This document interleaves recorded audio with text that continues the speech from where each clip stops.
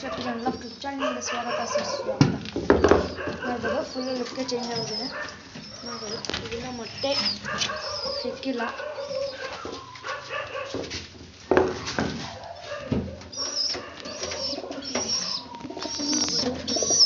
ತುಂಬ ಚೆನ್ನಾಗಿ ಹೆಲ್ತಿಯಾಗಿದೆ ಅಕ್ಕಿ.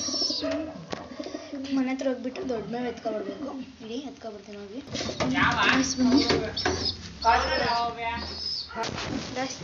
ಬನ್ನಿ ಮೇವು ಎತ್ಕೊಬಂದಿದ್ದೀನಿ. ಇದು ತುಂಬ ಇಲ್ಲ.